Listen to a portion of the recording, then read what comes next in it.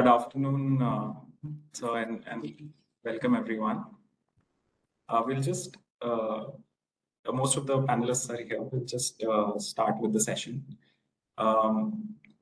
So first of all, I would like to thank everyone present here, especially the leadership of IBA and all the participants, and thank us for giving the chance to conduct this webinar. I would now request.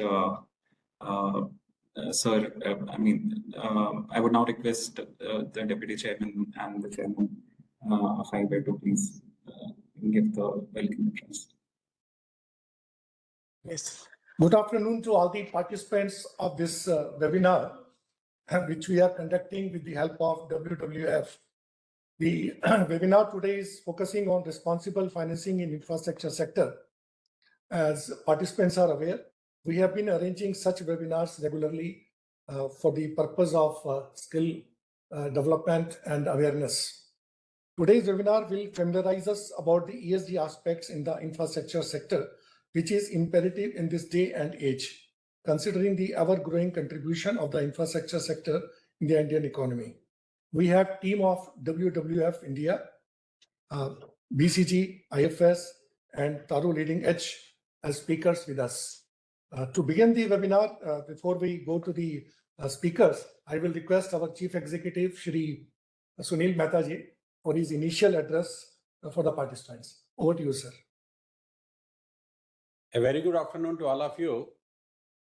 Bhagaji has already set the context, the IBA role in organizing these webinars. We have been mandated by Reserve Bank of India to assist the banking industry in capacity building and training the manpower to give the importance to the ESG framework into their underwriting processes and the risk writing standards.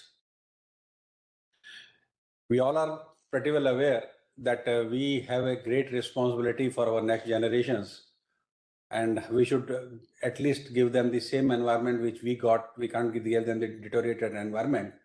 And the infrastructure plays a very important role in the national economy.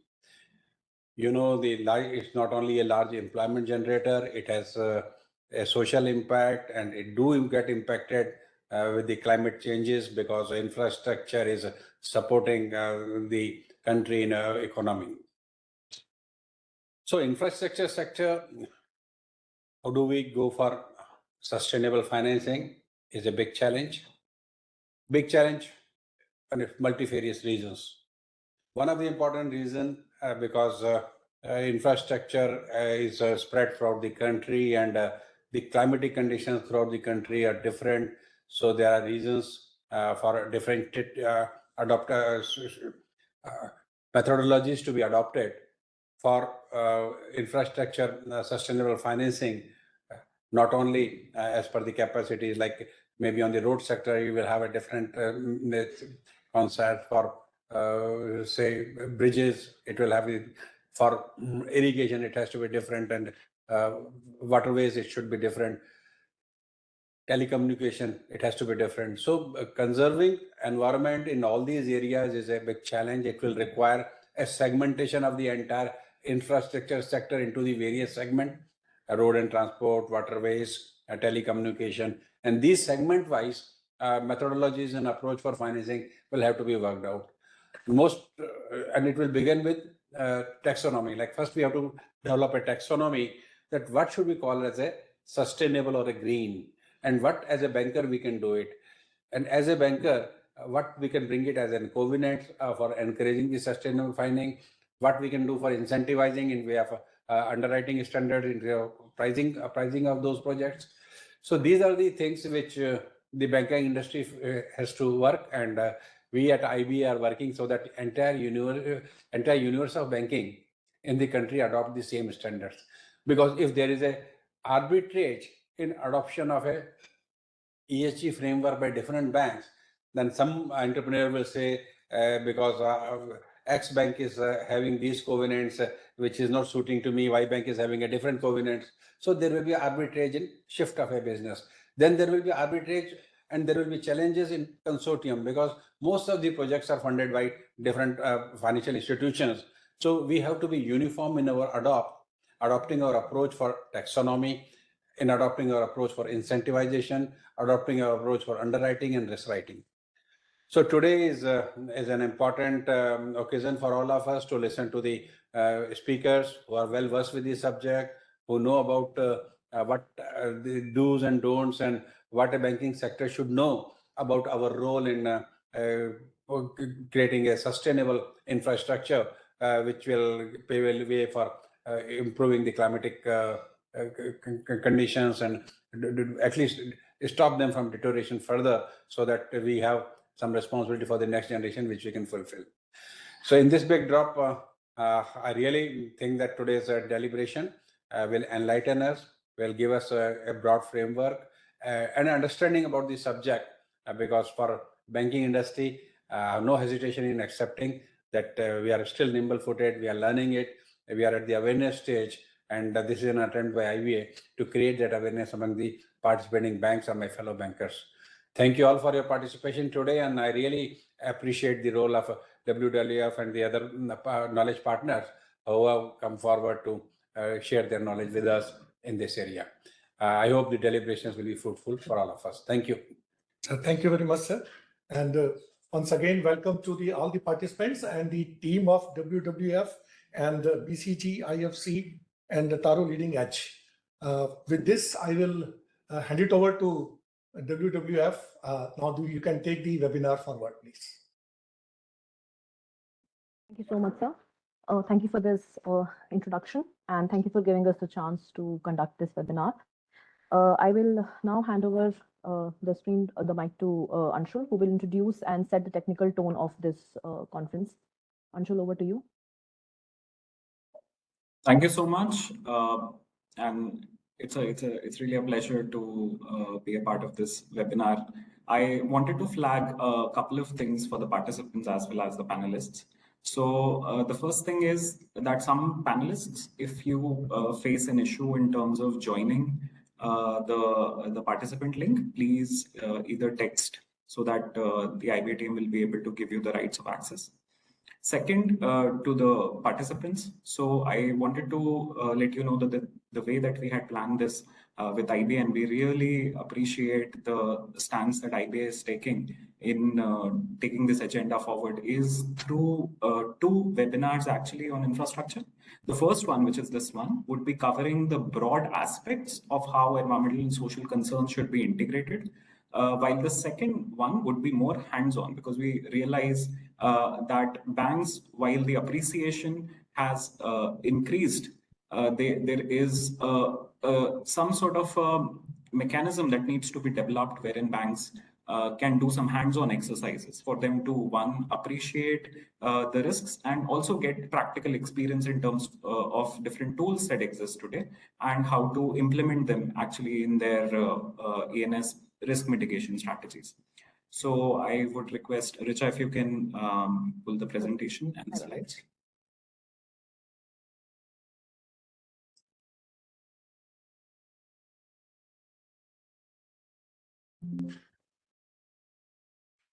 Can you see my screen now? Not yet. Just a second.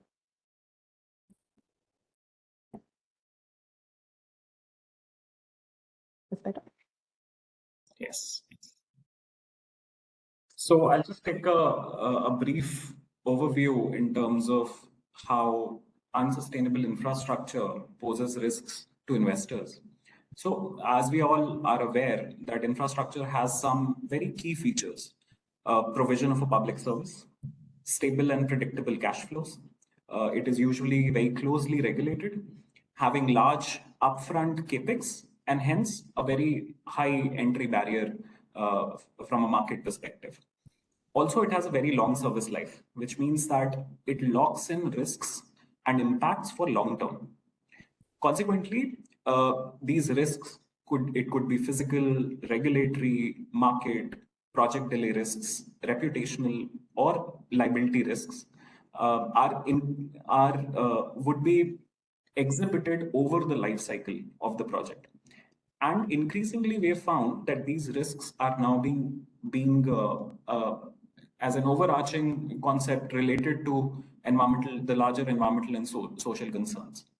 So we did a study, and in fact, Mr. Rajkiran Rai, when we launched the study, was one of the was a part of the launch. He gave the forward to the report as well, and this study found that by September 2017, and it's a data of 5 years, infrastructure projects in India worth US dollars 176 billion were stalled, with almost 14% of total projects under implementation stalled as a result of failure to obtain green clearances.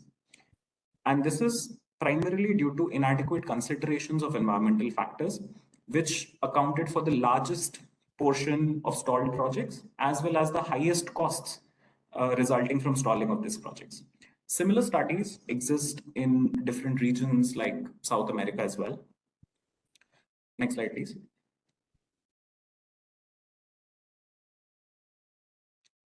Essentially, this slide basically talks about how influencing infrastructure projects is more impactful in the earlier stages of the infrastructure cycle. So if you will first see the small figure, which is there on the bottom right, it shows the inverse relationship between cost of action and the ability to make changes as the infrastructure life cycle progresses, which means that interventions, and it could be due to different factors, over an infrastructure life cycle have to be taken as early as possible for the cost to be minimal. So while some infrastructure planners today as well are still proposing the perceived least cost, shortest path designs that may sometimes say route directly through an ecologically important area, there was a study that was recently conducted of about 200 infrastructure projects, wherein it was found that the perceived low costs often turn out to be higher over the life cycle of a project if environmental and social risks aren't comprehensively considered at the earliest stages of development. For example, if there is a road that is being planned, which is near a wetland, and the conservation of wetland is not considered into the overall project planning and implementation, then since the life cycle of the road of the project is so high that tomorrow that land would be submerged, the road would then require it would be a huge physical risk. At the same time, the maintenance operation costs would significantly go higher. Next slide, please. So essentially to say that there are challenges that apply across the full infrastructure life cycle. And these are multifold. And this is a study that was done by WWF, which found out 4 or 5 major challenges, which included the first one being that the full value of sustainable infrastructure is not yet recognized because the externalities do not appear as costs on project balance sheets.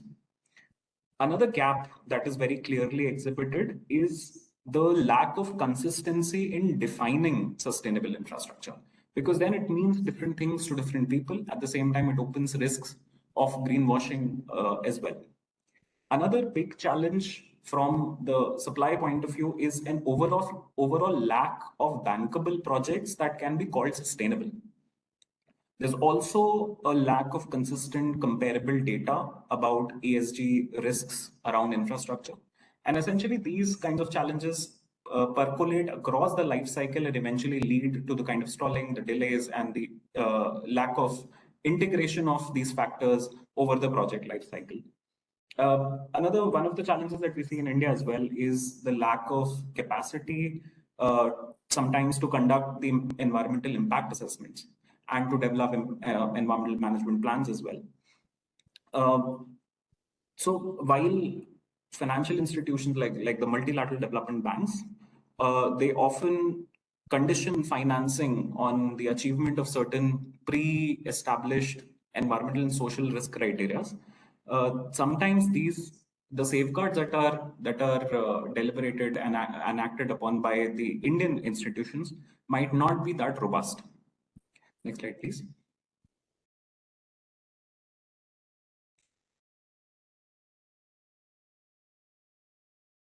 Thank you. So essentially, while global infrastructure investment needs are growing, investors are facing increased environmental risks. And this we see very evidently in India as well. Absolute government funding has gone up in infrastructure, and this is true for all developing countries. At the same time, the share of private capital has also risen. Initiatives such as the National Infrastructure Pipeline, Gati Shakti model, conducive policy environment by the government, including the setup of the National Bank of Financing Infrastructure and Development, which is taking a huge role in clearing out these critical issues of financing infrastructure, be it credit enhancement, be it takeout financing policies. This has resulted in a boom in terms of infrastructure.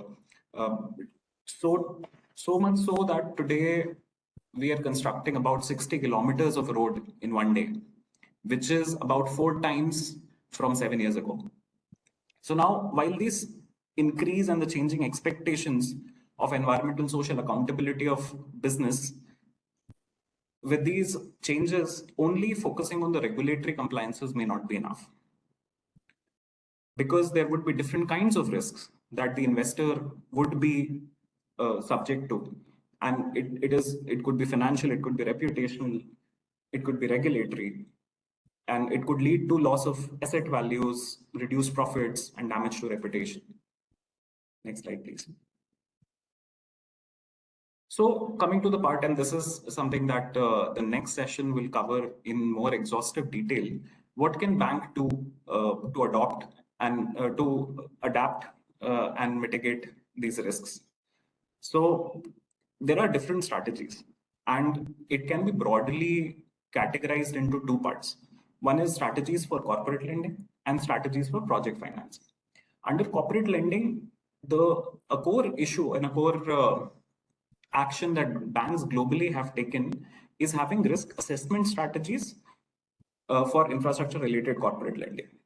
This typically involves, as a first step, certain exclusion policies that can be a useful tool for determining whether a potential project or a client may be exposed to more environmental risk than the bank is willing to take on. After setting up exclusion policies, typically banks, while approving certain sectors or certain projects which are not explicitly excluded in these, but still have the potential to expose the bank to material risks, there would be certain conditions that they would apply under which these activities could be funded. These conditions, and along with a very detailed assessment of the client during the due diligence and KYC processes, are some of the key areas where the banks globally are looking at in terms of risk assessment. The second is risk mitigation. So when risk assessment process shows that a potential client has a higher environmental and social risk, the bank can consider to impose certain conditions or covenants that require the client to take steps which can support them to manage these risks within an acceptable time frame. This could be like something like adherence to a certain framework, like the IFC performance standards. A couple of other tools that banks have is loan pricing, which is a very good steering mechanism for financial institutions. And as increasing number of banks globally are starting to integrate ESG factors into their internal risk models and pricing considerations, it is good to see that the mitigation potential, the mitigation actions have increased at a global level. Finally, another risk mitigation strategy is engagement with the respective clients. Now, this is something that we often ignore, but as financial institutions who are prone to these risks, a good strategy that has come out globally is wherein the clients can be actively engaged with, and their own understanding capacity has to be increased as to how they are looking at these material, environmental, and social risks. So finally, there are portfolio level strategies, because these risks would then percolate at a larger portfolio level. And this involves scenario analyses and stress testing. NGFS, which is a global coalition of different central banks, has release certain climate and nature related scenarios. And this is still an area which is under development, but this would hugely help the larger financial sector to look at the long-term climate and nature related risks. When we come to project financing, the two strategies that work are due diligence and risk allocation. So basically to identify and determine the environmental and social impacts through a stepwise process which categorizes different projects into different categories basis the quantum of risk, and then applies respective risk adjusted mechanisms which can mitigate these environmental and social risks. Along with this, ESG standards provide a good starting point as well as a good alignment point when it comes to looking at mitigation of environmental and social risks. Broadly, those kinds of standards that are in place, and different multilateral development banks have very advanced and very clear standards. They include IFC performance standards, World Bank environmental and social framework, equator principles, etc. We're talking about more on that in the next slide. Next slide, please. So ESG performance indicators are very important to understand material risks and opportunities. And the next session by Vivek is going to delve deeper into this. There are generic sustainability standards and frameworks that everyone is aware of. Things like GRI, SASB standards or sustainability accounting board. This is from the US, wherein sector-specific standards are there, also pertaining to infrastructure. CDP, TCFD, TNFD. Due to the rising issue of having so many standards, the International Sustainability Standards Board has now come up with a plan to integrate all of them to have a unified standard which could be applied globally, and which contains indicators and which contains processes which are common across these standards to avoid this confusion. At the same time, due to the increased interest and demand for responsibly designed and sustainably operated infrastructure, there are specific infrastructure-specific certification schemes. Things like Shore Standard, BREEAM, Fast Infra, which is under development, and SAVI. And this is the topic of our second webinar, wherein we'll go delve deeper into the ESG performance standards that exist globally. Next slide, please.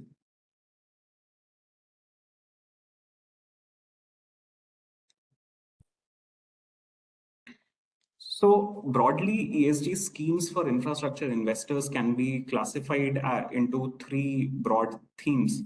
One are ESG standards, which are used as reporting guidelines or certification schemes. ESG tools, which are used to produce ESG ratings, scores, and classification. And finally, ESG risk management or mapping, which involves scenarios. Some could be more broad-based, giving an overall indication on how sustainability can be incorporated, while some could be more specific on climate and biodiversity impacts. So, but best practices that are widely adopted in this space include the equator principles, IFC performance standards, the Shore standard, and in terms of valuation, the SAVI anti-risk tool. Next slide, please.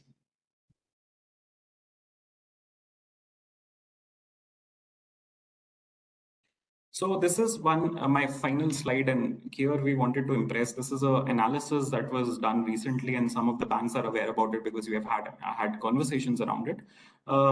So this is along the SASBA framework, which is a sustainable business sustainable banking assessment framework, which comprises of about 76 indicators across 6 categories that WWF has defined as a robust mechanism for ESG integration. Now, this has come through a deep analysis of all the certification schemes and the tools that currently exist. And using this, we have been comparing or benchmarking different banks for the past 5 years. If you look at the graph on the right, it shows the comparison of the Indian banks currently with the larger South Asian banks in Singapore, Malaysia, Japan, Thailand, Korea, Indonesia, Philippines, and Vietnam. So there are four broad categories through which we assess these indicators and broad stages at which the banks perform in terms of integration of ESG in their overall portfolios. So the first stage is acknowledgement, wherein banks acknowledge the importance of sustainability and recognize the environmental and social impacts of their business activities. Next comes the implementation phase, where detailed processes and policies and ESG focused teams, trainings, etc., and commitments come into play.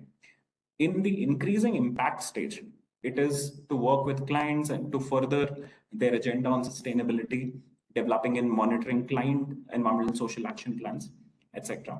And finally, achieving sustainable future, which is amplifying by setting sustainability-based forward-looking targets like net zero commitment.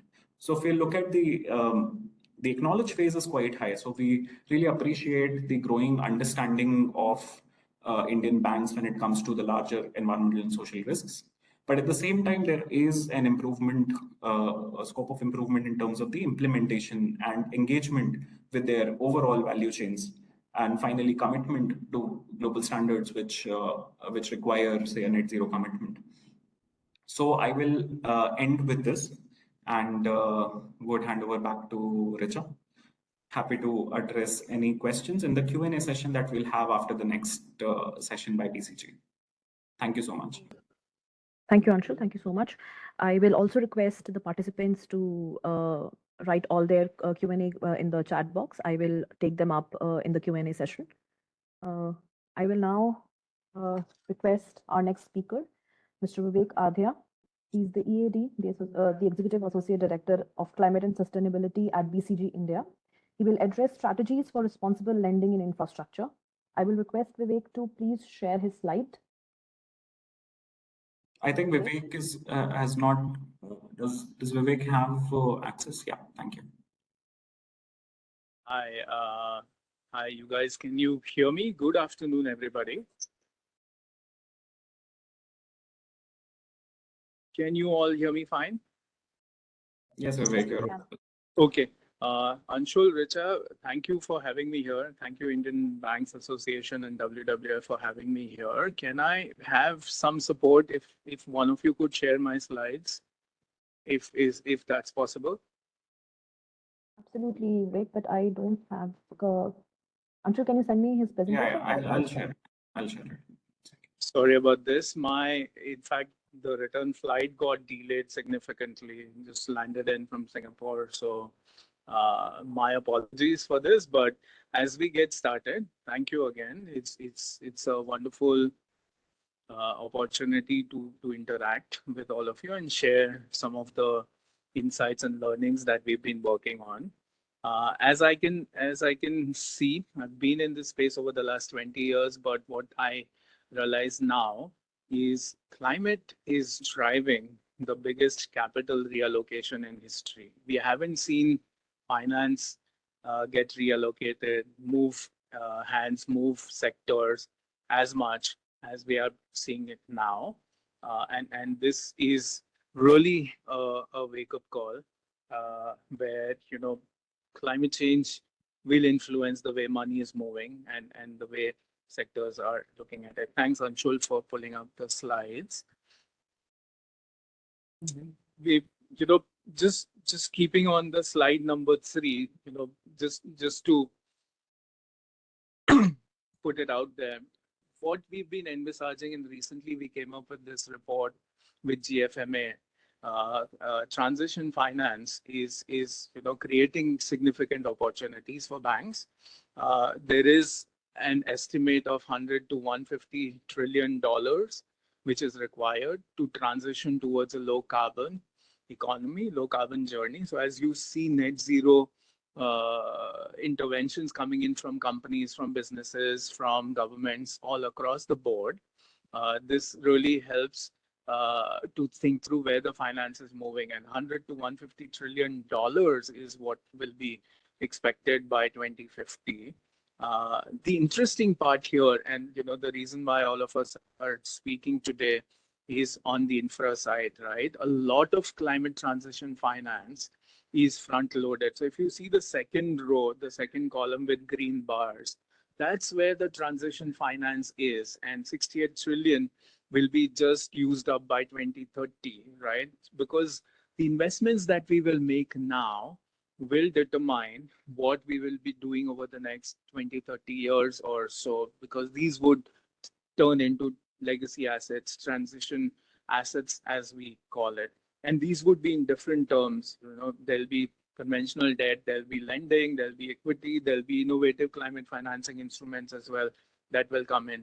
So this is the moment. This is where significant opportunity is. A lot of climate transition finance is going to be front loaded. A lot of investments in infrastructure that we will see will be driven by the investments that are made now and decisions that are made now.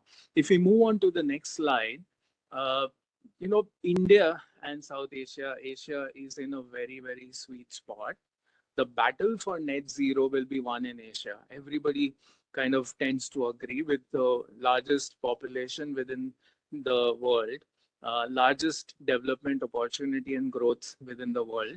Asia will require 55% of investments through 2050. So out of the 100 to 150 trillion, 55% would be in Asia, and these would be again spread across sectors, right from your power to industry, to buildings, to alternative technologies. Again, through a variety of asset classes, as we call it, through a combination of loan, bonds, and equity. India, moving on to the next slide, we are very upbeat on India. India will require $1 trillion of investments by 2030. This is again a very immediate here and now kind of projection. A lot of front loading is going to be on the energy transitions, on looking at renewable energy, on looking at infrastructure projects, buildings, waste management, mobility, and so on. And as we can see, to meet our Panchamrit goals, a lot of front loading will be in sectors that we know for, but $1 trillion is here on the offing. So is this going to be an opportunity? Is this going to be an obligation? Are we going to do this right? Are we going to drive finance in a sustainable way? Are we going to put financing as a driver towards boosting low carbon action? Only time can tell, and some of us in the room are having this chance to influence this direction.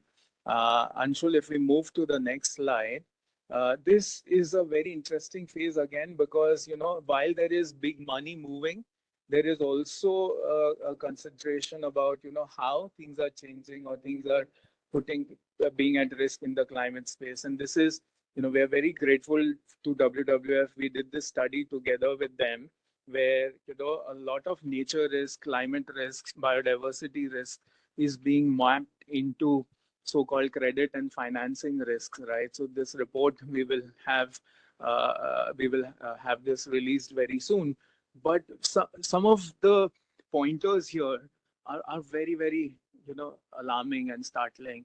About more than 30% of our GDP is going to be influenced by climate risks and nature risks and biodiversity risks. Already we are seeing about 53% or more of scheduled bank credit is dependent on nature. And if you see the sectors, and if you see the breakup, agriculture, trade, power, textiles, food processing, all of these have a lot of sensitivity around with some of the climate impacts and the levers that we are seeing, whether it's soil quality, whether it's groundwater, surface water, rise in temperature, flood and storm protection, stuff like that. So what's happening? Of course, some of you would be aware, all the banks are trying to map credit risk with climate risk. RBI is trying to push this out as well. The next slide just gives a snapshot of how our monetary policy is moving, how as a country we are embedding climate risks more structurally into everything that's coming up. So we are participating in some of the most proactive international measures. The NGFS, is there. Of course, some of our policies are looking forward to be how can we build and learn from our global peers? How can we do one step better? How can we contextualize it basis, our unique challenges and still integrate climate risk into financial stability monitoring, right?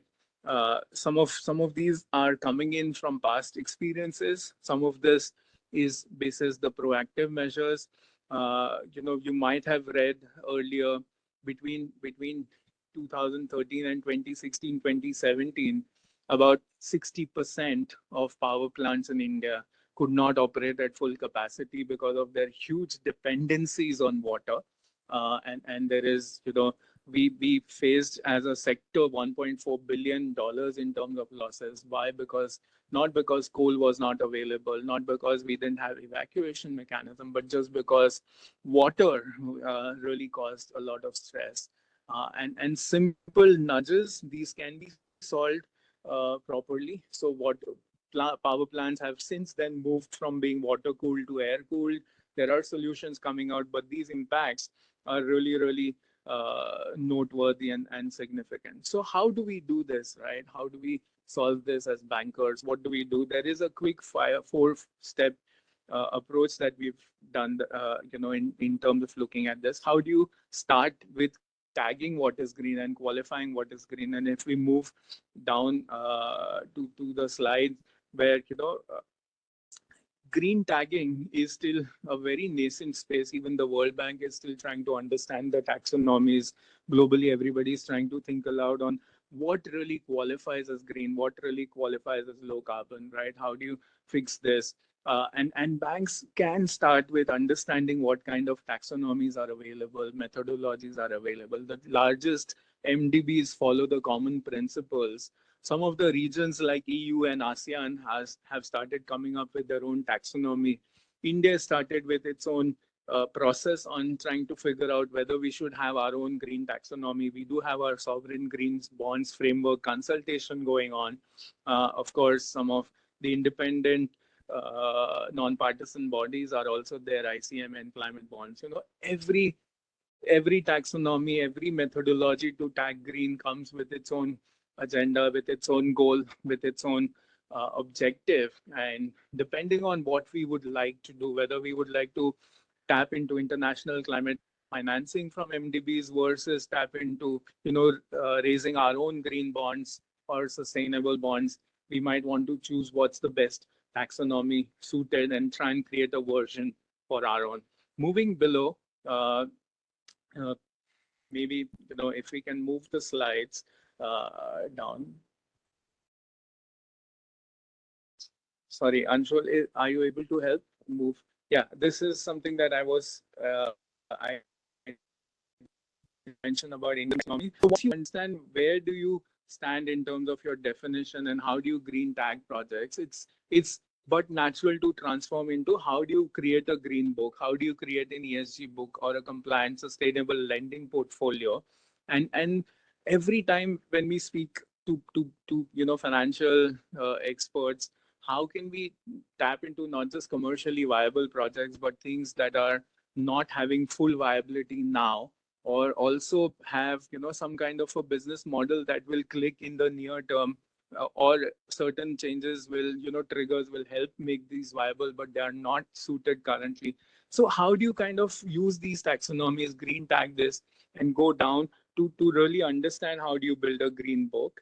And once you have a pipeline, how do you tap into it? And for partially viable projects, if we look at the slide on climate commitments, there is a large pool of financing available, and this is spread across multilaterals, this is spread across bilateral programs. Usually these are announced at the COP and otherwise, and these commitments really are also India specific. So we keep hearing about these large numbers, but these numbers are flowing. A large chunk of these numbers are flowing in India. And ADB, AIIB, European Investment Bank, New Development Bank, all of them, apart from just the proven ones like the World Bank and others, are putting in money for this. These are some examples, what we've seen and what we've been able to map out. Of course, not completely exhaustive. There may be a lot more. But here's where, when there are appropriate financial structures that are being put together. How do you really look at risk guarantees? How do you really look at first loss, partial risk? How do you look at setting up revolving funds? Looking at blended finance and structuring for areas where the moratorium needs to be a little longer. How does all of that work?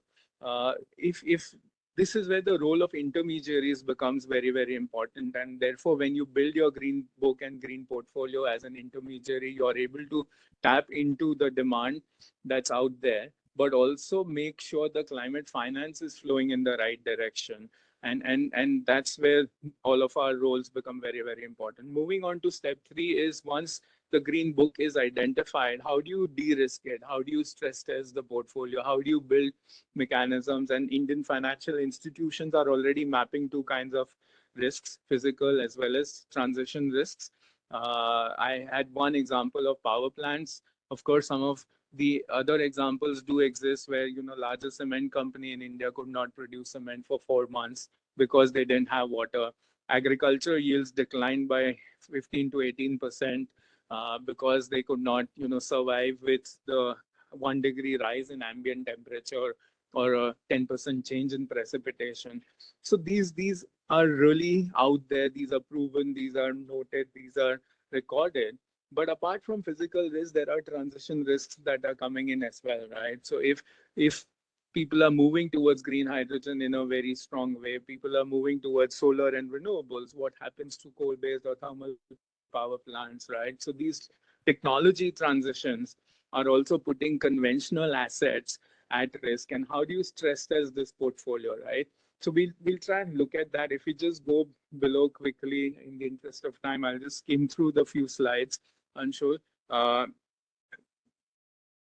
Can we move down? Portfolio lending, is actually being considered basis the physical risks that are there. This is just an example of how tools and there are numerous tools available which will help you map the risks for your portfolio, physical risks for your portfolio. 2/3 of India is already at a huge climate vulnerability risk, and you can see where your things are, but also you can create these internal models where you build filters, where you build scorecards, where you try and build action plans to adapt these kind of risks. I would like to go to the transition risk slide 17, where these are being influenced in 4 different ways. One is in the form of direct regulation, where the European Union tax, for example, the carbon CBAM, is really affecting technologies and businesses and infra sectors within the region. Some of them may not be direct, but also an implied regulation comes in, right? So if there is a value chain player, either within Europe or outside, this will also kind of try and affect the transition that's taking place.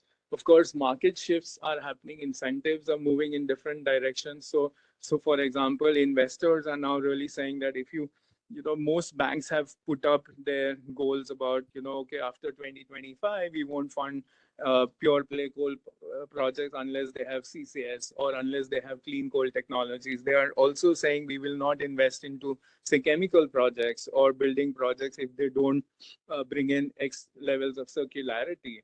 And these kind of incentives are working well. And power and transport is just one example where all the standards, regulations, indirect, direct impacts are being pushed out. Of course, consumers, especially on the FMCG side, apparel, textiles, food product side, are asking for newer dimensions. So if you're, as we look into this, from an infra point of view, the direct and implied regulation do make a lot of sense, but also there are other 2 aspects which we might want to consider.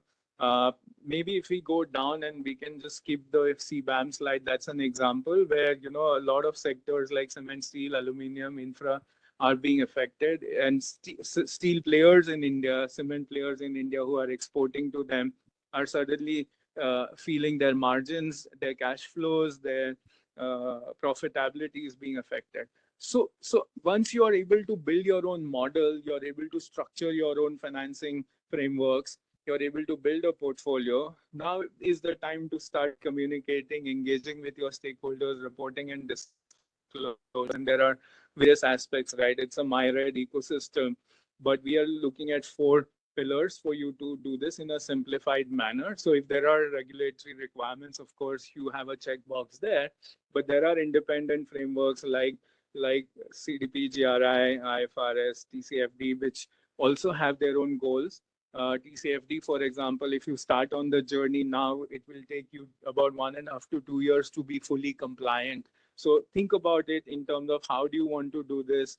What's the benefit? How do you want to engage and start reporting? Of course, starting with the emissions measurement, the GHG protocol or the ISO helps. But then once you map the core benefits, once you map the impacts, it's always good to look at a larger, broader reporting frameworks in place.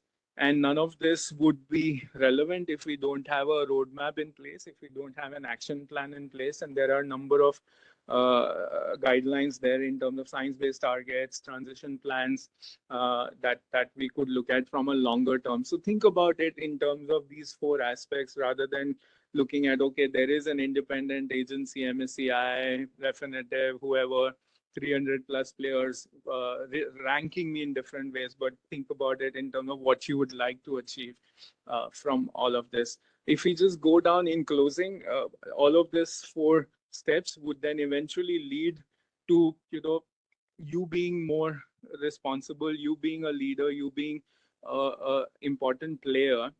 Of course, every company, every industry will be transformed as this net zero world gets more and more real. Will you lead? Will you be led? Is a question. There is tons of finance available. There is a need to tap into the risk part of it and manage this, but also to ensure that finance flows. How do you position yourself as an efficient intermediary, as an efficient lending organization, which does both, which does a quick finance turnover as well as managed risks, will be determining whether you're leading or whether you're following the herd. So I'll pause here. Those were a quick round of my slides. We can, of course, share these with all of you as appropriate. Thanks again. Open for questions whenever they come up. Thank you so much, Vivek. And thank you so much for touching up on the important question of taxonomy. Definitions is how we start and mature in a conversation about any issue. Thank you so much for this. I will urge the participants to write questions to individual speakers in the chat box, or you can address it to them individually, and we will take them up at the end of our session. Thank you. Moving on, we will now have Ms. Ruby Oja. She's the Senior ENS Development Specialist and Regional Team Lead South Asia at the IFC. She will address, she will give us a case study on responsible financing of infrastructure projects. Ruby, over to you. Thanks, Richa. I'll just share a presentation that I just quickly made.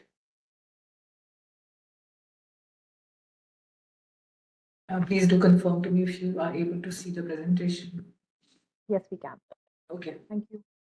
Okay, so very quickly, I'll start by, talking, I come from IFCs. I'm just talking very quickly about what are the investment structures that IFC looks at for investment projects.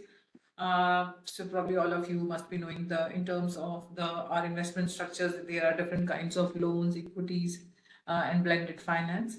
We also have a stream called upstream, where we basically it's a program where we are trying to create a pipeline of bankable transactions.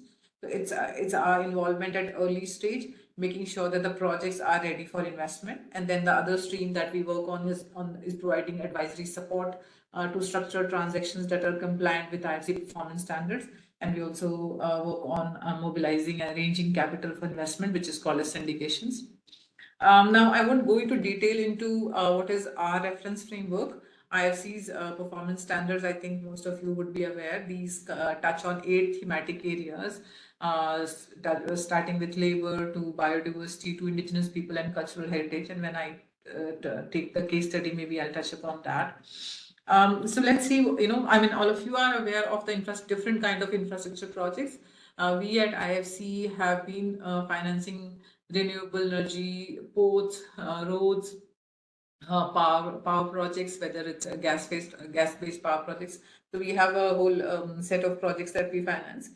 And the kind of issues that we most commonly see on those infrastructure projects relate to, firstly, is land acquisition, displacement, and livelihood.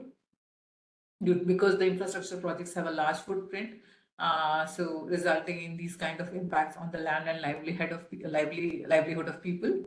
Then, of course, when the project is in construction phase, or even when it's in operational, issues related to labor and working conditions in terms of the accommodation of workers, their wages, their welfare, etc.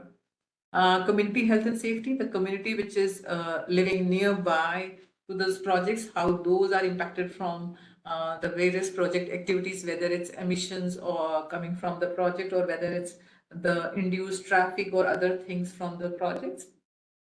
Indigenous people and cultural heritage. So these indigenous people means the tribal people. So there are often times where these projects either pass through tribal areas. Let's say a road is passing through a tribal area, or the project in any way impacts the livelihood of indigenous people. Let's say those people are dependent on the forest resources for their livelihood, and the project directly or indirectly involves removal of that forest patch.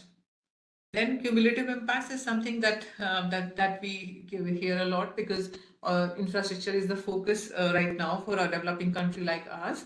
And so there are several projects happening in parallel, and which results in something what we call as cumulative impacts. Someone might have lost a land for road widening, and then the same person might lose another patch of land for another project that's coming up, resulting in what we call as cumulative impacts. Impacts on biodiversity, very relevant for almost all infrastructure projects, whether it's renewable or hardcore sectors like road, ports, and ranging from bird-bat collision in case of renewable projects to marine habitat, or disrupting the migration path or the fragmentation of the fragmentation for the species. So these are the different kind of impacts that we see. Now, I know that Anshul spoke about this a bit very briefly in his opening presentation, about that we as investors apply risk mitigation principles whenever we are looking at investment in any particular project.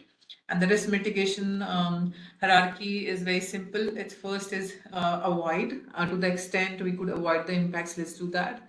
If avoidance is not possible, the next is minimize and mitigate, which could be through different options, whether there is an alternative available, or there is a techno-commercial option feasible. If both minimize and mitigate is not possible, then we get to the next step, which is compensate or offset, which means that whatever impact the project is going to cause, we need to compensate it in some way or the other. Of course, for any of the projects that we finance, we do look at aspects like, we just don't look at the project per se. We also look at beyond the project. As I spoke of, cumulative impacts was also the associated facilities that would get developed as a result of the project development, the larger contextual risk in general. And then engagement with stakeholders is a very important component, and it's not just a one-time activity, but something that happens through the entire project cycle. Now, how do we actually implement this in practice in terms of anticipate and avoid? So there are different things that we do. We engage in early screening. So whenever a project is coming for us at investment, we do an early screening, and we also engage with our clients to see whether it's possible to avoid those impacts. Let's say that the project is located within a national park or a wildlife sanctuary or Alliance for Zero Extinction. So we get into that discussion whether it's possible to have the project away from that area. Are there any alternate sites available? And then, there's a kind of a screening, and we have some screening tools available with us that we use to do this kind of work. And then, of course, alternative analysis, as I spoke earlier, that alternative analysis again is very important as a minimization strategy to see if there are some other options that could be selected which are more environmental friendly. Often at times, when we get into this kind of analysis, we do find that there are options available. It's just that somebody has not taken into account that. And let's say, the ENS factors that one could take into account is whether what is the scale of displacement, what is the potential for biodiversity impacts, whether vulnerable groups are getting impacted. So, if you compare two sites, then you could look at this kind of an analysis. Then, I guess all of you would agree on this one that identifying risk is as important as addressing those risks. So for us, identify risk is very important, because unless a risk is identified, there is no way that it can be addressed. The risk identification is done through different things. One is, of course, the ENS impact assessment that we require for all our large-scale projects. And the environmental and social impact assessment has to be done in accordance, in considering the IFC performance standard as the reference framework, and detailing out what would be the mitigations required for a project to be able to meet IFC performance standards, and also what would be the cost of implementing those, so that it could be built right into the project budget, and so that we don't get into those kind of issues later that the cost is massive and it's not possible to implement those. Before I get into the case study, just this last slide one is that for us, it's not just about advising on a project at a time where we are investing. We remain engaged throughout the life cycle of a project, and we do continuous monitoring. So we do put a lot of emphasis on the implementation. So before the start of construction, we make sure that things that are required, like having an organizational ENS implementation and in ENS organizational structure, everything in place before that is most important. Because if systems are defined before a start of construction, then things happen in the right way. Otherwise, there will be too many gaps. And also how our client translates those requirements to their partners, like the construction contractors or the EPC contracts, because most of the time when we monitor a project, we see that the gaps are in the third party compliance, and most of the times the client would say that, oh, this is beyond my control, I can't do anything about it. So we have to take special care of that. Now, I'm just jumping onto one or two examples. So this is a bond. This was a SEMCOP. This was a bond where IFC is invested in. It's with the SEMCOP group, and basically it's basically a sustainability linked bond where SEMCOP would keep acquiring renewable assets in the portfolio. Now, when we were looking at investment in this particular project, one thing was that there was certain uncertainty at the time of our investment. We did not knew exactly that what would we be exposed to, because the assets would keep getting acquired by SEMCOP, and then we would eventually get exposed to those. So what we did as a way of mitigating the risk, or as a way of defining our ENS screening framework, was we defined an eligibility criteria for the projects to be able to be included in this bond. And we said that, okay, because there were certain criteria set out in terms of that those projects should not be having critical habitat triggers, or they should not be having large scale displacement, or they should not be impacting ethnic minorities, to the likes of that. And also defining a framework in place that every time a project is getting acquired, the company would require an ESIA to be done if it's a greenfield facility, and ESDD, environmental and social due diligence, to be able to know what are the key risks and how those could be mitigated. So that has to be done prior to acquisition, and then those should have been shared with IFC for us to have a look and to be able to see that what are the mitigations defined. We also include in our legal agreement the commitment from the client to implement the ENS action plan or the corrective action plan that would arise from these ESDD or the ESIS.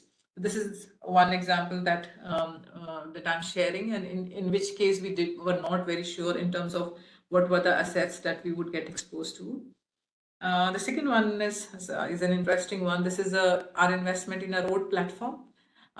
In a way, it's similar to the first one in the sense that we are not aware of what assets would keep coming. It's kind of an investment trust where there would be certain assets now, and then assets would keep getting added.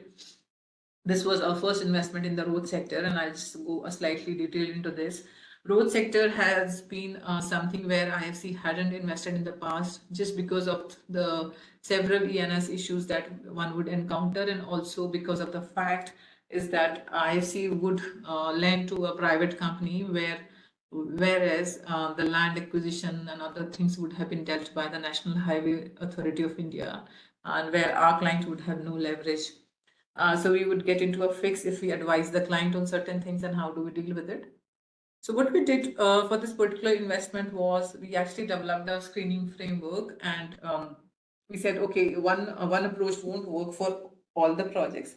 So we divided the roads into 3 categories. Let's say the roads which have been operational for more than 2 years, and ones which have been operational for more than 1 year or but less than 2 years, and then the just operational roads.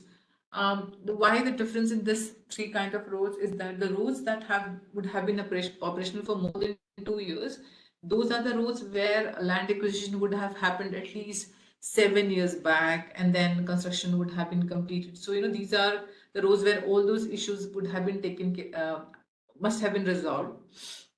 And what we did actually was that in terms of our screening, firstly we laid out certain screening criteria, that even though these roads are operational, if any of these roads have critical habitat or free prior informed consent triggers, and I'll just explain what is FPIC, then we cannot screen in those projects. The reason being that this would mean that if a road is impacting a critical habitat, it's an ongoing impact.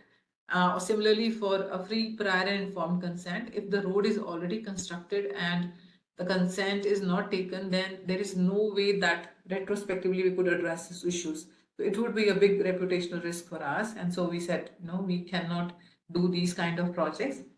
But the other projects where which meet these criteria, which don't have these 3 triggers, we could screen in. And then again, in this case, we defined a whole sort of a mechanism in terms of that, firstly, we're requiring an ESDD, saying that an ESDD is required. If it's a just operational asset, then also requiring an ESIA, and I'm not getting into too much details, but different kind of studies were defined what would be needed for different category of road. And so this was basically a risk-based approach. And what we used here was surrogate indicators, like saying that let's look at what is the number of litigations, which would give an indication in terms of how effective has been the compensation for the land acquisition being. If the number of litigation is high, then it would clearly mean that the people are not satisfied, or there are issues, and it would be something that we would need to see. So we set a threshold saying that, okay, let's look at these numbers, and then of course I spoke about things like free prior informed consent, which is usually applicable for projects which have scheduled tribes presence, or the kind of projects which have biodiversity impacts. So we said no impact on biodiversity. In terms of the screening framework, we also defined what is exactly needed for all the roads. So ESDD prior to acquisition, and which also looks at what are the grievances. So grievances would give an idea in terms of what is the residual risk on the projects, even though the land acquisition would have happened several years back. But just to see that what is the gravity of the risk now and how those were addressed at that point of time.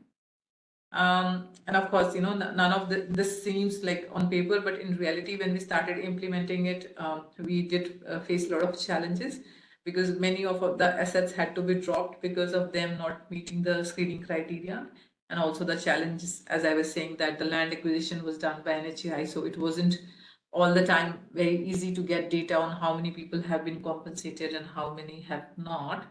And there was gap in data also because these things had happened several years back. So but through this approach, I mean, we worked successfully on this particular project, and we've done an extensive hand-holding of the client. We got them to make their environmental and social management system, clearly outlining all the screening criteria. We also worked with them on developing a corporate ENS team. When they started this platform, there was no one, and now they have a very good team of 7-8 team at the corporate. Also made a lot of difference in terms of how they work on the labor and working conditions. I spoke about how they translate their requirements to the third parties, and we really had to work on these. Also on issues, as you would appreciate, that for road projects, road safety is certainly very, very important aspect. So we had to work very closely with them.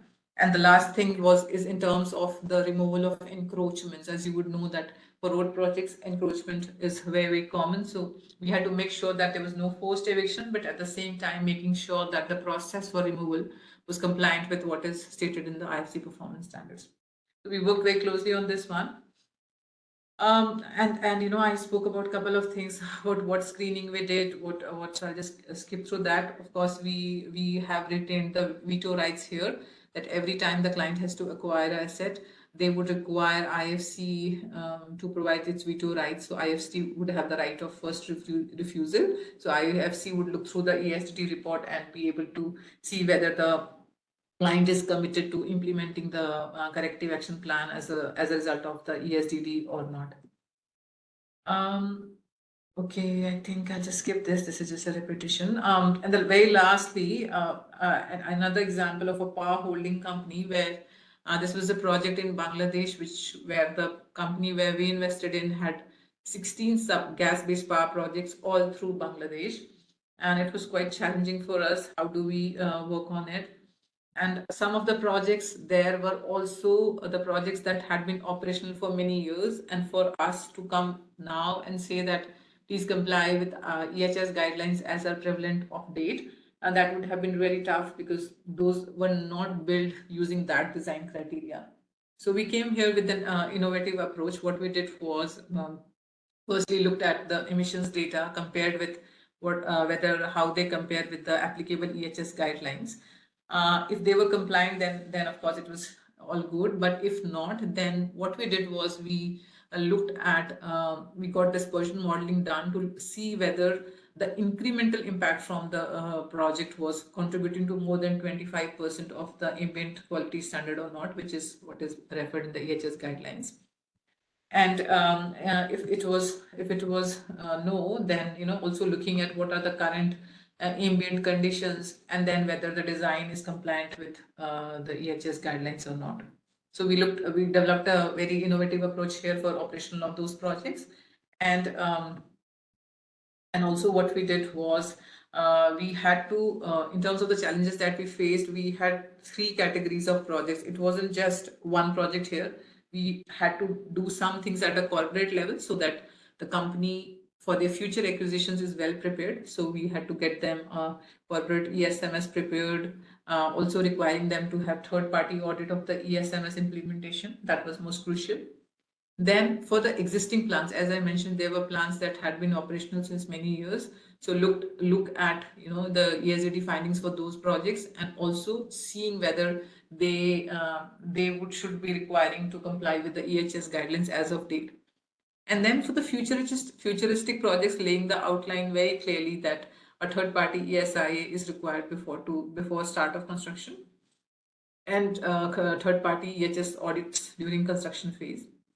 During all of these processes, like in all the projects, as I'm saying, the legal agreement is something where we document very clearly in terms of the implementation of the ENS action plan, what would constitute as an event of default, what happens if the client does not comply with the ESAP, and then whether we need to lay down some conditions of disbursement, some conditions of commitment. So all those things are well thought of, and as you can understand, the infrastructure projects are very complicated, and also the timeline it's a long timeline. So we have to think very carefully as to before construction, what are the key items that are required, and how can we make sure that the client follows that. So in many of our construction projects where the construction timeline is very long, we require third-party EHS audits at a on quarterly periods, and we require the client to abide with the corrective action items of those, and those are also included in the legal agreement. So that's maybe I'll just stop here, but just to give you a sense that in different kind of projects where our exposure is not limited to a single project, we have to apply different kind of mechanisms to make sure that the risk is mitigated appropriately. Happy to answer any questions when they arise. Thanks. Thank you so much, Ruby. Due to the paucity of time, we will have a very quick Q&A session for the 3 speakers in the first session. I will start with Ruby because her presentation is still fresh for the participants. Ruby, you mentioned community engagement in your presentation. The question is, in your experience, how successful has these community engagements with the indigenous population or the tribal population been when there are infrastructure projects, proposed infrastructure projects in their area? And what mitigation measures, if you could give us an example, what mitigation measures do you usually expect your clients to have for the communities as well as for the environmental impact? If you could give a couple of examples. Thanks, a very good question. So we do have couple of projects where we've had this requirement of pre-primed informed consent, which is basically triggered when we have indigenous people in the project footprint. We've had this for solar projects, we've had this for hydro projects. And the requirement for the client, so basically this is like a social license to operate. What we are advising is the client to engage with the community so that they are on board rather than they disrupting the project later. So engaging with them in terms of understanding how they are getting impacted and making sure they compensated for that. Let's giving an example that I gave an example of a community forest where people would be dependent on. So making sure that they have alternate sources of livelihood, making sure that they are adequately compensated for if there was a loss of any structure or a loss of a livelihood. So that we make sure through our performance standards, whether it's performance standard 5 or performance standard 7, which specifically touches on indigenous people. And so far we have been very successful. We have done this. I mean, I'm taking examples from India. We have examples all across the globe. And we worked with communities. In my experience, whenever we worked with people on this, when we engage with people, and as I said, stakeholder engagement for us is not a one-time process. It's an ongoing engagement. We've seen that people feel feel more responsible. They feel somebody is talking to them and they take a lot of interest in the project development, vis-a-vis when people aren't informed of anything and they suddenly come by surprise and they have all sort of negative notions in their mind. Oh God, what will happen? This project will come, everything will be derailed. So in my opinion, it's really fruitful to have a meaningful stakeholder engagement right from the very beginning. Thanks. Thank you so much, Ruby. I will also address one question for Vivek, our second speaker. So Vivek, the question for you is, how do you think responsible infrastructure lending will change in India in the short term, given the policy initiatives put forward by the government to boost private investment? I think there is a huge infrastructure spending gap, and there is a huge client finance gap as well. Also improving as there is more and more clarity on taxonomy, as there are more innovative models coming up like blended finance and stuff. I think this is just going to be positively moving in the right direction. So what we are seeing right now is a lot of innovative mechanisms are helping address upfront high costs, upfront high capital costs, and looking at different ways and needs to do this. Also, this is turning to be a space where more and more projects are now being risk averse and they are able to manage or build these kind of guarantee models within that. So that's a quick short response, but I can take specific examples and share more details as needed. Thank you. Thank you, Vivek. Thank you, Ruby, and thank you, Anshul. We will now move on to the next part of our session. Here, I will invite Dr. Dipankar Ghosh, Director, Wildlife and Habitat, WWF India. He will address mitigating natural capital risks in financing infrastructure in India. Dipankar, over to you, please.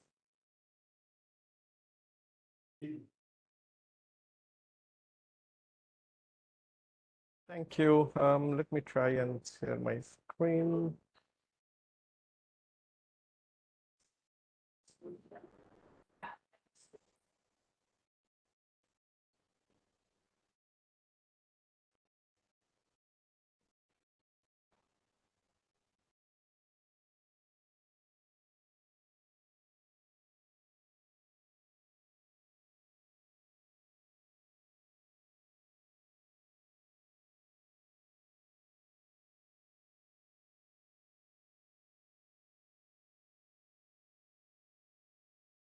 Sorry, I think Dipankar got disconnected. I'll.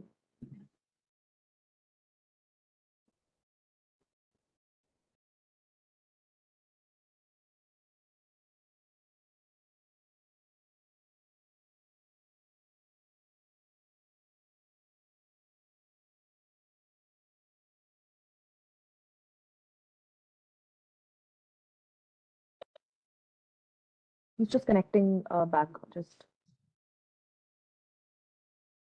I think a couple of participants dropped off. Yeah, I was here. Yeah, sorry, the presentation sharing was a challenge. Give me one sec.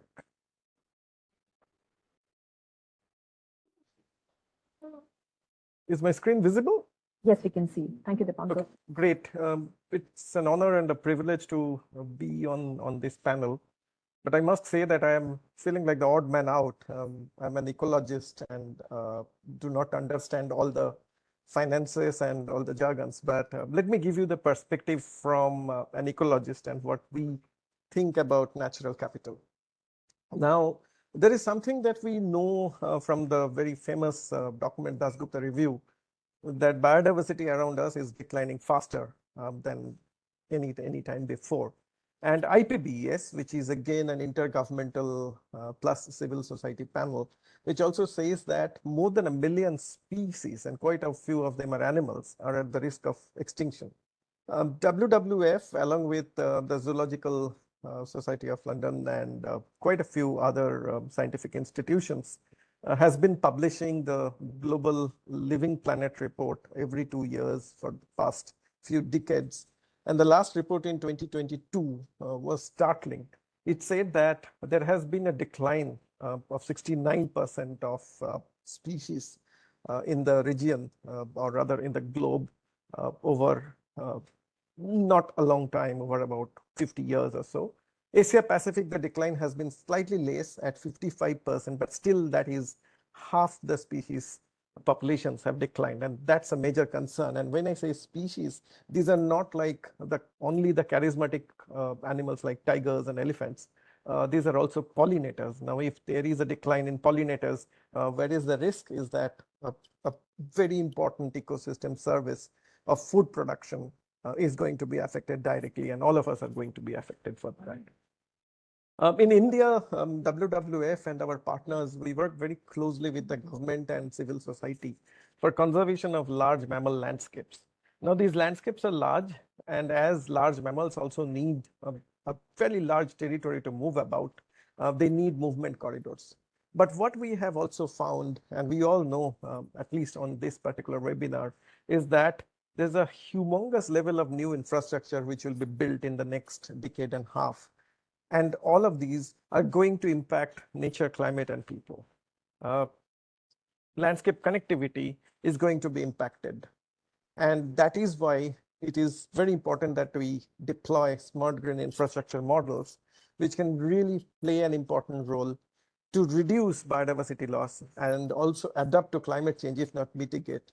And that will also help our country to deliver net zero and net positive outcomes, or rather nature positive outcomes. India is quite an important country in terms of biodiversity. And if I just talk about 3 large mammals, the 3 charismatic mammals in our country, although we have a huge human population, 1.4 billion, we still have 3/4 of global tiger population. The recent estimate pegged it at around 3,100 plus, and the global population is around 4,000. In terms of Asian elephants, the total number is about 40,000, and India has 2/3 of them. In terms of Asian rhinos or greater one-horned rhinos, rather Indian rhinos, we again have about 75% of the population. Now, each of these animals, just think about their home range, just think about the biomass that they would need. A healthy population of tiger would need a deer or a large herbivore a day. So an adult tiger would need 52 such deers every year. Now, the production system in that particular forest or corridor where these tigers live need to be so good that it can support that kind of population of deers or other herbivores. We tried mapping highways on one of our conservation landscapes, which is central India. And central India perhaps has the maximum number of highway network happening. And these are just the highways, the national highways and state highways, as well as railways. You have the data in front of you. And when we started plotting these light brown linear infrastructure projects on the conservation landscape, just with the highways, it looks like a mesh. And the moment we start putting the municipal roads and village roads, the conservation landscape is not visible except for those tiny protected areas, which look really small on a large scale map. Now, how do we ensure that development happens? It has to happen. It's a developing country, and conservation and development need to go side by side. As even our Honorable Prime Minister stated during discussions, or rather disclosure of the tiger numbers very recently, he said conservation and biodiversity conservation as well as development, they need to go hand in hand. It's not conservation versus development. They somehow need to help each other. Now, what happens in terms of linear infrastructure development? The first thing that comes to mind is habitat loss. The space where the road comes, there is direct habitat loss, no restoration is possible. But then we also see wildlife mortality. That's the first startling thing that comes to mind. And then it causes movement barrier. So the area next to where the road is, if it is cleared or if labor camps are there and the allied disturbances alongside the road, it causes movement barrier, not just for large mammals, but even small animals. And there has been studies from abroad that even pollinators avoid large swaths of open or degraded areas. And then ultimately what happens is that mammals, especially, they start avoiding these areas. So even if we put a corridor, even if we put a mitigation measure as a corridor, if mammals have already started avoiding that space, it becomes a big challenge. Now, what Anshul and our colleagues who have mentioned just before, and there were the other speakers also talked about, is that we need to de-risk the investment from the financial institutions. So when a road construction is going on, if a cumulative assessment is done at the very beginning, even before preparation of the DPR, then it is always better to understand what sort of mitigations are required, which starts all the way from planning, designing, and mitigation. I'll come to that at the last part of my presentation. But before that, let me show you this study. This was done in Nepal by a group of scientists from IUCN and University of Michigan. They looked at road passing through a couple of protected areas in Nepal, which are connected with protected areas in India. And then when they showed that when the road was first opened up through this particular forest, there were mortalities happening on the road. And then avoidance started happening. So herbivores like deers and even wild boars started avoiding the areas which are closer to the road. There was a lot of disturbance. And at last, what happens is that tiger mortality happens and prey also gets depleted, which essentially will reduce, and this is a predictive model, reduce tiger population by 36% after 100 years. That's kind of a prediction. We are looking for doubling tiger numbers, and in fact, we have already doubled. Nepal has tripled its tiger numbers. But until and unless linear infrastructure mitigation happens in some of these areas, the challenge will become even more, and we might have to come back to ambitious goals like doubling tiger numbers. Some years back, WWF, along with our economic advisors, some state-of-the-art analysis were done. And we looked at the Tarai Arc landscape, particularly the Tarai districts of Uttarakhand, and we looked at 6 very basic ecosystem services, all the way from water to carbon sequestration to tourism and fodder. And we figured out that the ecosystem services, and which exactly is the natural capital of that landscape, was $6 billion in 2015-16. Now, India's national highway development budget, especially that of the Ministry of Road Transport and Highways, this particular year is close to $32 billion, which is nowhere near to, if we add all the conservation landscapes and their ecosystem services, it's nowhere near to that. However, the challenge is that how do we ensure that these ecosystem services, which are not always tangible, are valued? We need to look at India's indices and India's commitment to the global biodiversity framework. But before that, a quick case study from Assam, from the Brahmaputra landscape. This is the Lamding Reserve Forest, and the Lamding Elephant Reserve is also located there. An existing road, this was around 2010-2011. National Highways Authority of India planned extending that road, and we had suggested mitigation measures. Unfortunately, the initial elephant passage was constructed like this, which looked nothing more than a small tunnel, and no elephant or wild elephant or even captive elephant would have gone under this tunnel. So we started working with bridge engineers and talking to them about why elephants need larger spaces, because elephants move in herds. They don't move solitarily like an army of soldiers. They would move in herds, and they need large space, which is also open. There is something called openness factor or openness criterion. So looking at those openness criteria, we started working with engineers, and the engineers then suggested to the road developers, both PWD and NHAI, on what sort of mitigation structures are to be constructed. And they were retrofitted. The DPR was revised, additional budget was allocated, there was good political support. And finally, I'm happy to state that some of these mitigation measures were retrofitted. Although it was a new road coming up, but some construction had happened. Luckily, not that much that they had to break a structure. They could construct some of the structures, and 6 bridges were constructed. And again, we started monitoring, and exactly 4 years back, when we put camera traps under these bridges, we could see that not just leopards or small deers, even elephant herds with calves started moving, started using those underpasses. Now, there was a question from financiers, and I remember meeting with some top financial institutions, decision makers a few years back, or in a meeting organized by the World Bank, where the discussion was that every time we talk about a little bit increase in mitigation measure cost, or an increase in the project cost, then the question is that what is the guarantee that some of these mitigation measures will work? So the guarantee is here. If a mitigation measure is properly planned, and we now have examples from India, this is from Northeast India. We know in NH7, which is now NH44 in Central India, tigers are crossing through those animal underpasses. Now, how do we strengthen these? And what could the financial institutions do?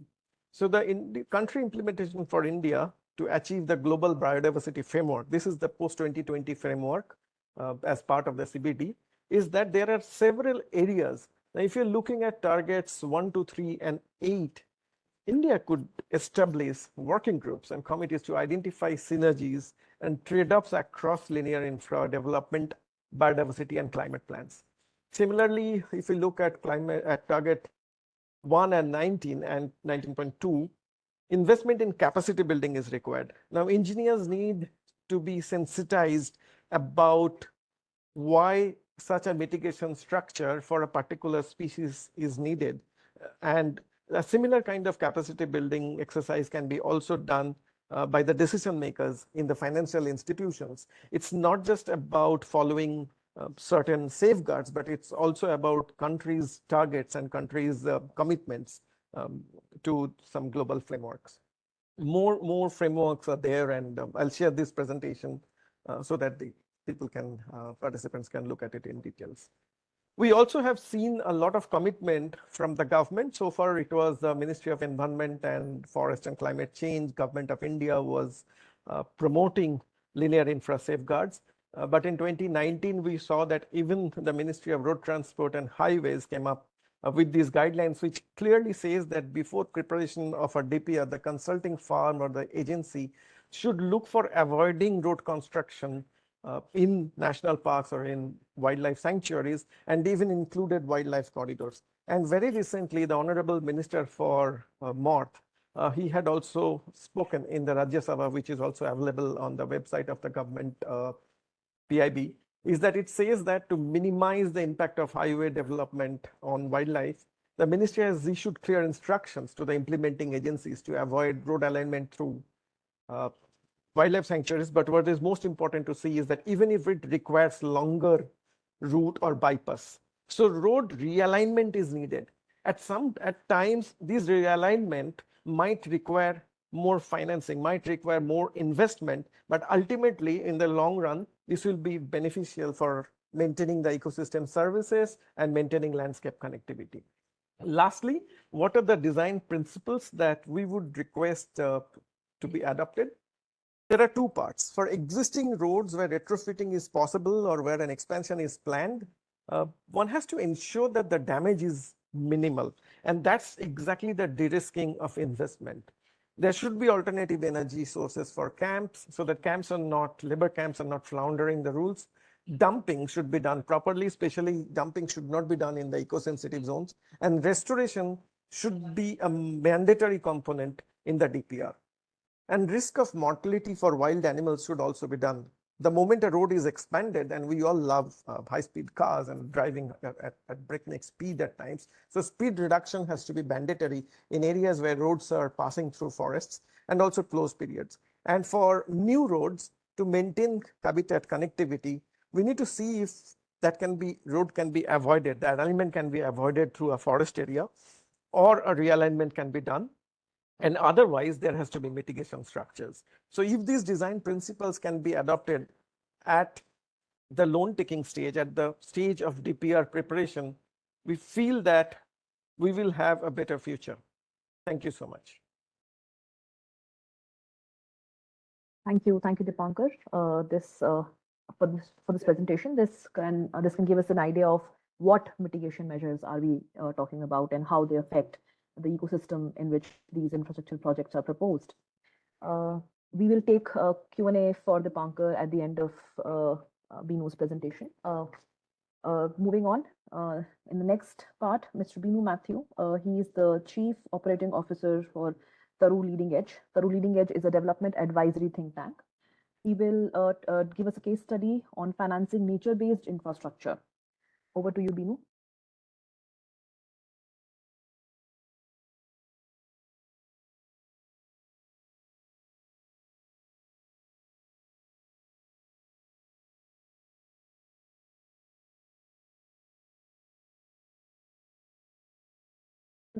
You are on mute, Binu. Could you unmute yourself, please?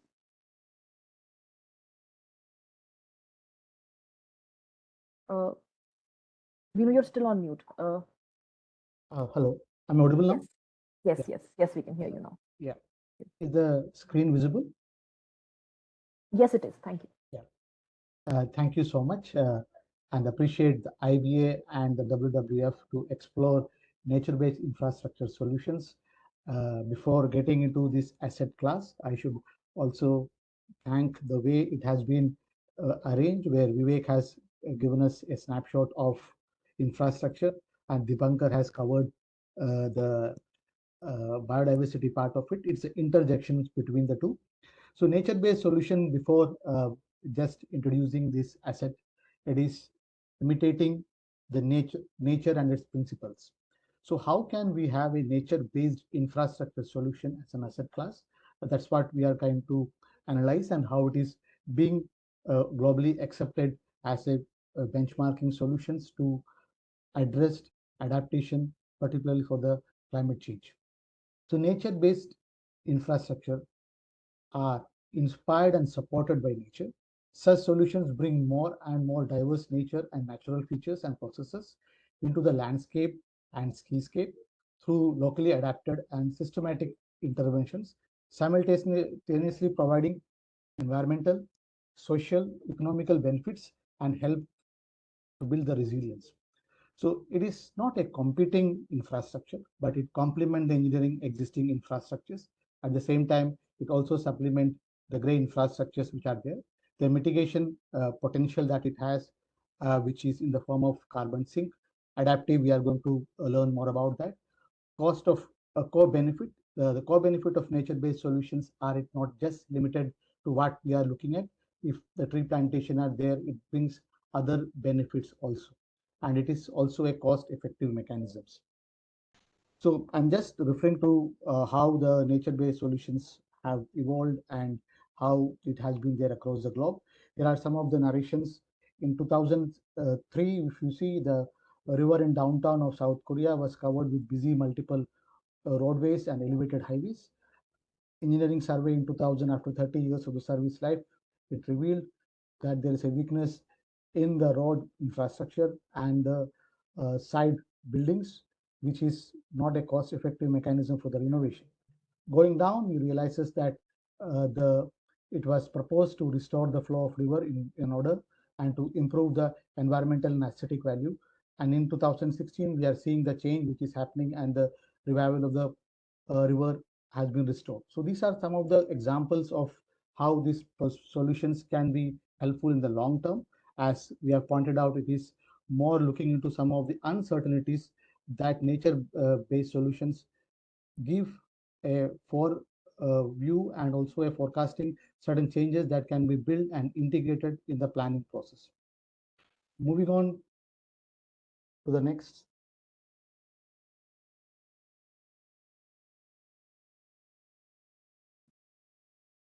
The nature-based solutions, if you see the many of the dikes which have been supported by the systems of paddlers, that also helps to mitigate the sea level rise, which has been a forefront in the Netherlands, which we are seeing. These are all measures which help in the nature-based solutions and it complement each other. For the larger description, how it effectively can be a useful instrument.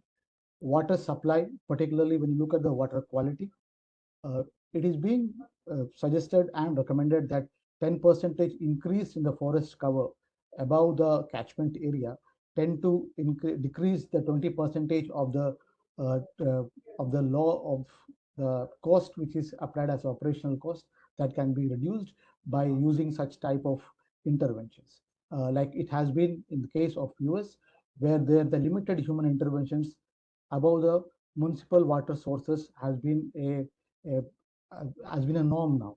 So similarly, when we take examples recently of our city, like the one in Shimla and all, we realizes that there is a turbidity level has increased because of water coming in from the upstream. So these mechanisms of nature-based solution help us to improve the turbidity levels, and these are the good examples that we can take up, and that is being done across the globe now. Coastal flooding, which we are going to have a detailed discussion, so I'm just skipping that, and urban stormwater management systems, which is again getting integrated into the as a nature-based solutions. We are seeing in our cities like Mumbai and Chennai, which has frequent flooding, where the reclamation of floodplains and rejuvenations of water channels are taking place. These are getting integrated to the hard infrastructure of the storm drain. This is how the blue and green drain infrastructures are taking shape. And these are the future planning and the design element that is going to come, where these two elements are going to get integrated. As previous speakers also have pointed out that there is a 53% credit exposure to the climate and nature, and how are we going to mitigate those? So nature-based solutions comes as one of the recommendations to mitigate these options. Coming to the source of financing, the climate finance, of course, has taken a shape, which has a considerable investments are coming up. NBS finance, our nature-based solution finance, are at the very nascent stage, where it is being supported by the public funds, and the private capital investments are nearly 14%. As far as the record of 2020, it says that around 133 billion of investment has come up for the nature-based solution, primarily driven by the public fundings. To take you through some of the examples of nature-based solution and how it has impacted, and also finding out the financial models that has helped. Taking the example of Costa Rica, there is a considerable climate hazards and mangrove degradations, lack of access to the long-term funding, and lack of alternate income opportunities are the key challenges of the coastal town in Costa Rica. To meet this, a private financial system of payment for ecosystem services was introduced, where company buys the conservation credit and the revenue generator are managed by the intermediaries. Here it was NGO, and that's how this systems was created, whereby they could able to create a credit financing portfolio by which conservation credits was transferred. That mechanisms taken shape.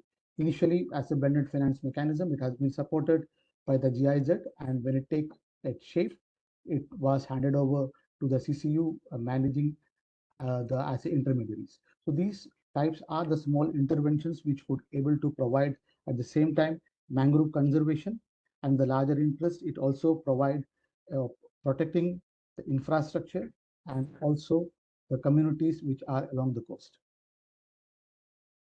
Next cited example is of the environment impact bond, which was attempted in District of Columbia, where there was, which is again a classic case which could be imitated or practiced in our country and contextualized further. The District of Columbia as a city always faced a flood, which was a recurring feature, and to handle that, the current gray infrastructure could unable to make those, could not able to arrange that. For that, there was intermediary mechanisms by which the rain gardens, rain barrels, green roofs, street bioretention plants, tree covers, permeable pavements, where the ways by means with which the runoff was retained, stored, and discharged on a slow basis. So this effectively improved the flood control mechanism and also the optimum utilization of the soil stormwater management. So stormwater drainage can be optimally used if we adopt nature-based infrastructures. This can be looked into as an impact bond. How it has been created was that there was a regulatory mechanisms by which the permeable payments of the residents and the commercial spaces were asked to have a certain amount of permeable lanes, and also it was given that each of these buildings and the commercial space would be allocated a certain amount of water that they can discharge to the solid waste storm water drainage systems in the city. Thereby, it could be controlled to the larger extent. And also, moving further, they have also developed credit financing mechanisms here by which the water credit get transferred to the developers, where they could not able to manage the solid waste stormwater drainage to the extent that is required. If they exceed the limit, there is a transfer mechanisms happens. So these type of small interventions have been taking place to the nature-based solutions. Coming about the success factors that lead to the nature-based and the bankable propositions, it has 4 pillars that have been studied upon. Technical setup and the design elements, which are very essential part, where it is also required that the project owner expertise track record is there, enabling the regulatory environment, which is at the very nascent stage in our country. And also it is a cross-sectorial learning that has to be brought in with different expertise. Investment structuring. NBS solutions are more distributive in nature. So therefore, one of the essential component is that it has to be bundled or aggregated. Then the concessional or subordinate type of loans, as we have seen in the cited examples, has to be there to make it a potential asset class. Then the outcomes and the result-based payment mechanisms that has to be developed, which is again in our country currently are at a very nascent stage. Piloting and feasibility of these studies of these nature-based interventions had been tried out in our country and abroad as well. So these type of cross-learning and platform mechanisms, as we have learned from the previous speakers as well, these platforms could be a learning mechanisms by which feasibility and piloting exchanges can happen. Most important part of revenue and impact, which is driven by the offtake agreement, securing a market, impact measurement, and also the combined revenue streams of different nature-based solution has to be delineated to make an important asset class. What are the barriers that has been identified in the financing of nature-based solutions? First, that is high risk because of the intangible nature. So that is one of the highest risk it comes with. Lack of existing strategy in terms of investment, and the policy framework, as I pointed out, is at an nascent stage. Limited ability to track the impacts, and unsuitable returns, which is institutional inertia, combined by the undervaluation of natural capital, which has been discussed by Dipankar. And that are one challenges which we have seen. And there are, of course, methods of removing it. This is the last slide, which I want to propose about how the government and the policy interventions can improve upon. The policy interventions could be about facilitating the scaling up of NBS systems, which is essentially an important component, providing certainty in terms of reliable pipelines for investment, the ready NBS projects, development, transport, and standard mechanisms, and also providing initial fundings where the stating that who is committed and obliged to contribute to the environment targets and what period of time. That is crucial components about how these sectoral interventions barriers can be improved upon. These are some of the slow studies which have been attempted in India, where there is a bundling of ideas on green service providers has been attempted, where the different service providers, these are private service providers who can do multiple services to the ward levels, and they are private agencies, and below are the different type of service they can provide, which is a combination of private and public services by which they can have incremental gain. And clubbing on this could be a method of how the NBS intermediaries can play a role. We can discuss it further during the paucity of time and pause. I'll pause here. Thank you. Thank you. Thank you so much, Vinu. This is the most logical end to today's technical session. How nature-based infrastructure, how we can answer the question of how development of infrastructure can go in tandem with nature. We will have a quick Q&A session if the speakers permit. There's an open question for any of the speakers who would want to take this up. How a bank with short-term source of capital commit for long-term debt being requested by the borrower investing in sustainable infrastructure? If Anshul or Ishwar or yeah, I will respond to that question. Yeah, the question is about the ALM mismatch that obviously banks have the short-term liabilities and even fixed deposit maximum 10 years. And almost the CASA consists of almost 40-45%. How does bank take care of such a long-term investment, 15-20 years? So what I feel that there are avenues where we can bridge this gap in ALM. Recent developments, which 3-4 avenues, which I will speak about that. The first one is that recently set up NABIFED, National Bank for the National Bank for Financing the Infrastructure. They have come out with a scheme for the takeout finance. So where the bankers are sanctioning initially a 15 years infrastructure project, but at the time of sanction itself, the NABIFED would join, and after 4 to 5 years, the entire loan will be taken over by the NABIFED. Ideally, I would have loved that if NABIFED had stepped into the initial phase where the construction risk is high, because being a DFI, they have the expertise in the appraisal. But nonetheless, this takes care of the bank's ALM issues. So that is one avenue we have. Second is that infra bonds, the incremental lending under infrastructure, including the affordable housing what banks are doing, you can issue the infrastructure bonds 7 years plus, okay, and mobilize the resources. So that is one avenue for the banks. Then you have the asset monetization. It can be bilateral, that you ask the developer that get a counterparty and the operating assets can be monetized. Like NHAI has a huge monetization. They are doing the operating asset roads.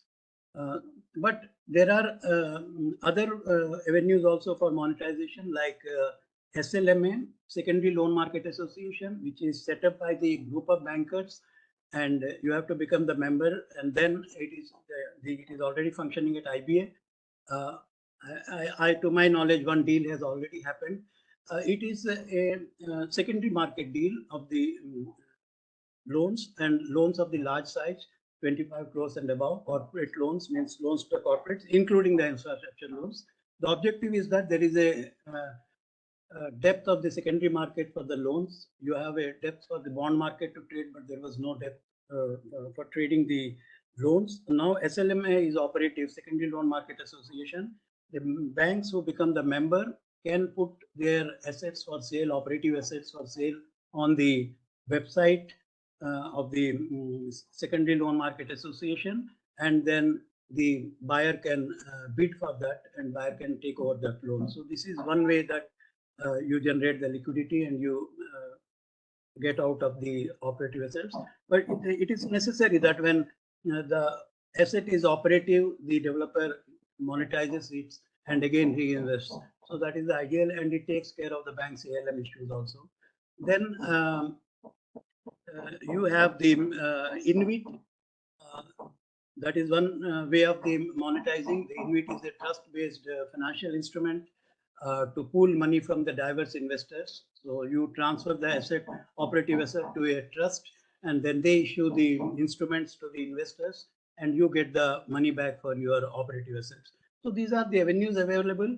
But nonetheless, in my experience as a banker, I have seen that the deposits get rolled over, and even the CASA, which consists of the 45%, 50%, some of the banks, the volatile portion is hardly 10%. The core portion continues to remain with the bank. So I do agree that on the day when we disburse the loan, it looks that there is a mismatch in the inflow and outflow at the end of the tenure. But as the tenure approaches, you see that the natural inbuilt system for the bank's liabilities, like which gets rolled over, or where the CASA deposits remain as a core portion for years together. So banks, as and when the maturity happens, I feel that this difficulty doesn't arise. But nonetheless, as I have shown, I have described about 4 or 5 avenues now, banks, which takes care of these ALM issues, and they can lend into the infrastructure long-term lending. I hope I could clarify the issue. Thank you, sir. We have just one. We'll just take one more question. This is also an open question. The uncertainty in return on investment for nature-related infrastructure is a major risk without proven financial models. How can Indian banks risk-proof their capital in that case? Any of the speakers can take this up. Anshul, would you like to take this one?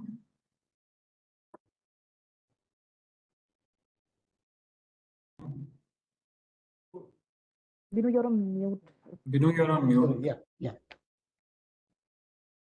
Yes, the nature-based solutions, which currently have a higher amount of uncertainty, but it is in the design of the project of the grey infrastructure also it is getting embedded, which means essentially that what we are talking about, the conservation getting embedded into a structural system itself, by which that get discounted, and these are the essential element for the systems to function.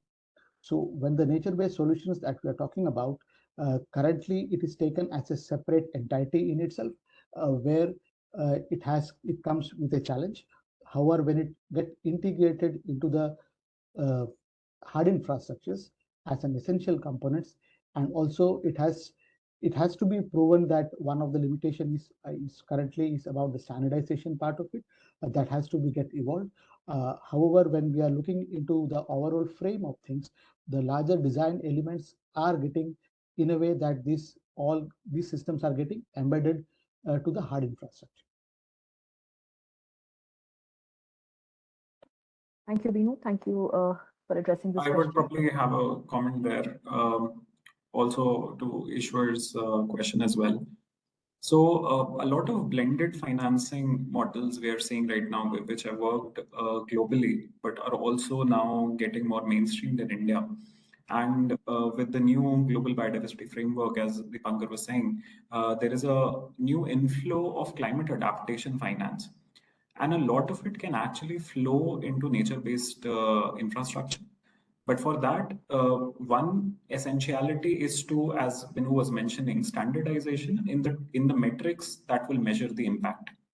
Second, business models, and effectively there have to be institutions that step in to give a guarantee so that the initial projects through which the nature-based infrastructure is being financed are risk-proofed for market institutions like banks or other investors. So I feel herein the role of blended finance comes in. A couple of other general comments. One, and this could be to the question that Ishwar responded to. There are a couple of enabling conditions I personally feel that banks can look at. One being there are avenues of credit enhancement that are available that sometimes the banks may not be aware of. So, of course, Indian government, of course, is now also coming out with policy changes which can enable this, but also multilateral development banks have increasingly now come up with instruments that can, in order to deepen the market mechanisms and enable that for the developers to get the market capital so that the risk proofing can be enhanced. So that is another area. I think that's it from my end. Thank you. Thank you, Anshul. Thank you for bringing it all into perspective. I will now request Mr. Vishal Dev, Director, Sustainable Business at WWF India, to please give the closing remarks for our technical session. Thanks, Richa. I first and foremost would like to thank IBA, Mr. Sunil Mehta, who opened the session, and he has been grateful for this association with WWF. Mr. Gopal Murli Bhagat, Deputy Chief Executive. The association of IBA and WWF has been ever evolving, and we have together been working to develop the sector in a journey towards sustainability. And we would see further this association continues. The first speaker, Anshul Mishra, who is from WWF, he spoke about integration of environmental risk in infra development. He also spoke about how standards and frameworks can actually pave the way for banks to understand sustainability in a major of the initiatives. Anshul and Richa has been involved in organizing this event. I'm thankful for that as a part of WWF. Next, Mr. Vivek Adhia from BCG. He spoke about strategies of responsible lending in infrastructure. He also spoke about how much is the scope of climate transition finance, because climate is driving biggest pool of capital allocation these days. And one of the concerning fact he spoke that shift in policies in certain major markets like EU because of their change in policies, which can put many of the investments at risk if we don't take measures at our end very soon. I would like to thank Ms. Ruby Ojha from IFC. She spoke about certain cases, how IFC has been evolving on this journey of sustainability, what kind of frameworks they have been working on, the bonds which they have been issuing, especially she referred to a case of SEMCOP. And of course, the case was on road sector, how they have been building environment and safety actions within their due diligence process, which of course I think would be of interest to many of the delegates from banks over here. I would like to thank the next speaker, Dipankar, who is my friend from WWF. He very rightly put how development and conservation of biodiversity should complement and supplement each other. I would like to thank Mr. Binu Mehta from Taru Leading Solutions. He spoke about nature-based infrastructure solution. He also referred some of the cases wherein how conservation credits from mangrove restoration can be utilized for seeking the returns. He also spoke about certain case about environmental impact bond and how stormwater can be used and some credits can be raised from it. He also spoke about certain policy alignment towards actually building in financing nature-based solutions. Last and but not the least, I would like to thank all the delegates from banking fraternity who have been very patiently listening and absorbing the content coming out of this session. I'm thankful to everyone. Thanks. Thank you, Vishal. With this, I would like to thank all the speakers for their time and the participants for their time and patience during this session. We will now end the session, and we will definitely come back with more such sessions for you. Thank you. Thank you so much. Thank you, IBA. Thanks to all of you. Thanks to all the participants. Thank you very much.